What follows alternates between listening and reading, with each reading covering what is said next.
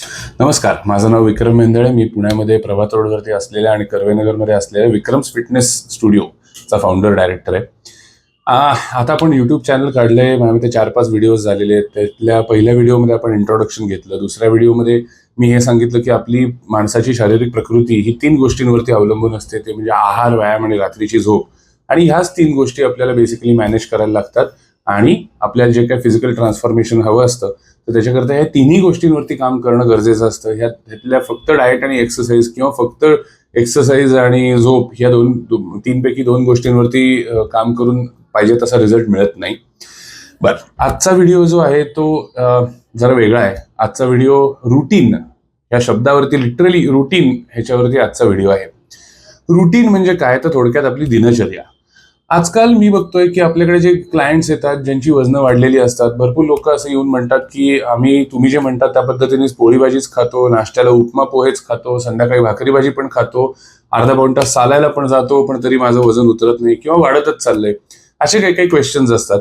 आणि मग असे क्वेश्चन्स घेऊन जेव्हा लोक येतात, तर आता आपल्याकडे अशी पद्धत आहे की आपल्याकडे क्लायंट आल्यानंतर त्यांची लाईफस्टाईल, करंट लाईफस्टाईल, त्यांच्या खाण्याच्या सवयी, आवडी-निवडी, त्यानंतर व्यायाम करतात का नाही, पहिले ह्याचा सगळ्याचा अभ्यास करतो आणि मग त्या अनुषंगाने ती व्यक्ती जी असते तर त्यांना त्यांचा गोल डिफाईन करायला मदत करतो. आणि गोल डिफाईन झाल्यानंतर त्यांना त्या गोलपर्यंत कसं पोहोचायचं ह्याच्याकरता त्यांना डाएट प्लॅन, एक्सरसाइज आणि एक मेन म्हणजे त्यांनी काय रुटीन फॉलो केलं पाहिजे हे लिहून देतो.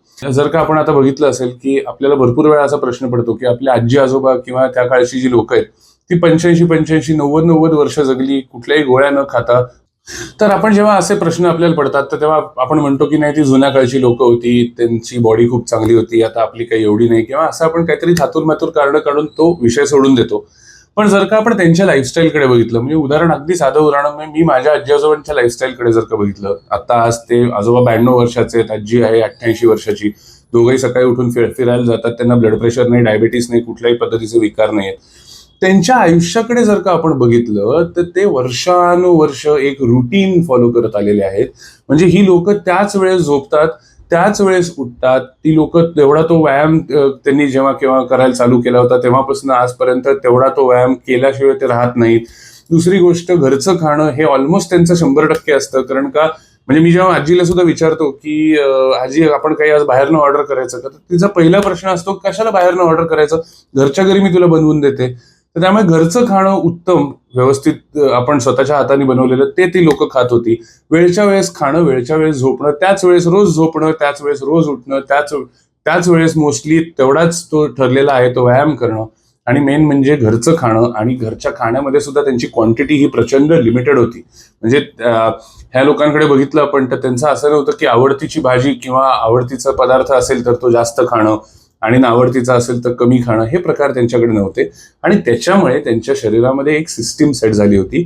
आणि रुटीन जेव्हा आपण फॉलो करतो तर तेव्हा त्याचं होतं काय, आता समजा अगदी एक आपण उदाहरण पकडलं की रोज मी सकाळी उठून समजा 8 वाजता नाश्ता करायला लागलो, दुपारी 12 वाजता जेवायला लागलो, रात्रीचं जेवण 7:30-8ला करायला लागलो, 10ला झोपायला लागलो, 6ला उठायला लागलो, थोडा व्यायाम करायला लागलो. आणि हे जर का मी 25-30 दिवस केलं तर नंतर आपल्याला असं लक्षात येतं, मला तरी असं लक्षात येतं की नंतर असं होतं की त्याच वेळेस भूक लागते, उरलेल्या वेळेस भूक लागत नाही. आजकाल वजन वाढण्याचं एक ते मेन कारण आहे की आजकाल लोकांना रुटीनच नाहीये. कधी 10 वाजता झोपतील, कधी 11 वाजता झोपतील, शनिवार रविवार 12, 1, 2 वाटेल तेव्हा झोपतात. त्याच्यानंतर आजकाल भरपूर लोकांना व्यायामाचं पण रुटीन नाहीये. म्हणजे आठवड्यातनं किती दिवस व्यायाम करता असं विचारलं तर कधीतरी करतो, आठवडाभर करतो, मग त्यानंतर त्यात डिस्कंटिन्युइटी येते, मग सोडून देतो. असे सगळे प्रकार चालू आहेत.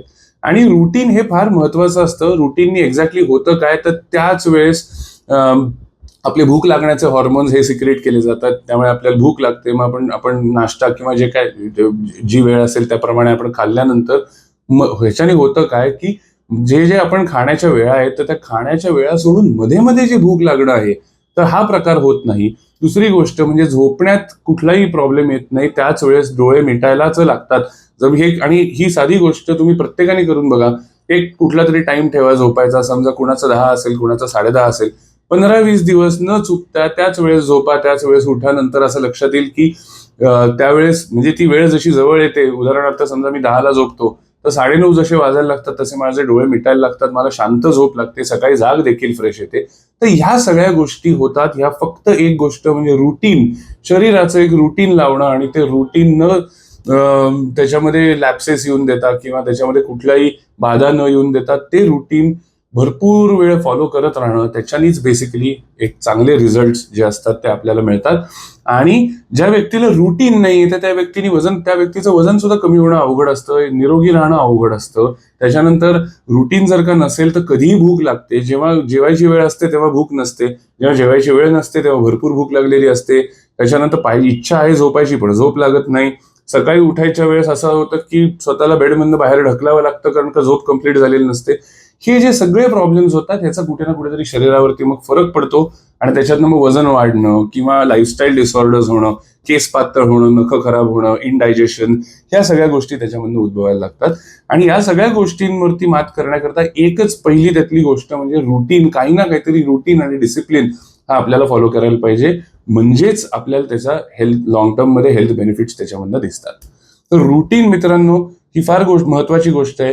रुटीन लावल्याने आपले बरेचसे प्रॉब्लेम सॉल्व्ह होतात. म्हणजे रुटीनचं महत्व इतकं आहे की रुटीन जेव्हा आपण व्यवस्थित सेट करतो, त्यात छान झोप घेतो, व्यायाम करतो, वेळच्या वेळेस खातो झोपतो, तेव्हा अगदी इमोशनल इश्यूज सुद्धा काही काही लोकांना जे असतात, जे कमी झोपेमुळे आलेले असतात किंवा न्यूट्रिशन म्हणजे डाएट चांगलं नसतं त्याच्यामुळे आलेले असतात किंवा अवेळी खाणं आणि या सगळ्या गोष्टींमुळे जो हॉर्मोनल इम्बॅलन्स असतो त्या हॉर्मोनल इम्बॅलन्स मधून आलेले इमोशनल डिस्टर्बन्सेस किंवा चिडचिड होणं, ह्या देखील गोष्टी रुटीन फॉलो करायला लागल्यानंतर त्या व्यक्तीच्या कमी होतात. आणि हे आपण आपल्या क्लायंट्सचं बघितलेलं आहे. हे क्लायंट्सचे फीडबॅक आहेत की प्रॉपर रुटीन फॉलो केल्यानंतर त्यांच्यामध्ये काय काय बदल झाले, त्यांच्या एनर्जी लेवल्स वाढल्या, त्यांचे इमोशनल डिस्टर्बन्सेस कमी झाले, त्यांना त्याच वेळेस भूक लागायला लागली, त्याच वेळेस झोप लागायला लागली, त्याच वेळेस जाग यायला लागली. आणि हे सगळं जेव्हा सेट झालं त्यानंतर खूप पॉझिटिव्हिटी वगैरे त्या व्यक्तीची वाढून जाते. तर हे सगळे रुटीनचे बेनिफिट्स आपल्याला जर का हवे असतील तर ते रुटीन एक काहीतरी लावणं आणि व्यवस्थित फॉलो करणं हे महत्वाचं आहे. आता प्रत्येक माणसाच्या लाईफस्टाईलकडे आणि त्या व्यक्तीच्या बॉडी गोलकडे बघून काय रुटीन फॉलो करायला पाहिजे हे आपण समोरासमोर तुम्ही आपल्याकडे क्लायंट म्हणून आलात तर डिस्कस करू शकतो. पण रुटीनला पर्याय दुसरा नाही. रुटीन लावल्याशिवाय हेल्थमध्ये कुठलेही रिझल्ट दिसत नाहीत. रिझल्ट दिसले तरी ते शॉर्ट टर्मच राहतात, लॉंग टर्म राहत नाही. कारण का रुटीन लॉंग टर्म राहत नाही. आणि रुटीन एकदा लावलं की ते जे आपले मिळालेले रिझल्ट असतात, ते जे आपले रिझल्ट असतात मिळालेले दीर्घ काळ आणि भरपूर वेळ राहतात आणि त्याचा भरपूर आपल्याला त्याच्यामध्ये फायदा होतो. तर रुटीन मित्रांनो फार महत्वाचं आहे आणि त्याच्यावरचाच आजचा व्हिडिओ होता. आता बाकीचे जे व्हिडिओ असतील ते पुढे पुढे येतच राहतील आणि तोपर्यंत धन्यवाद.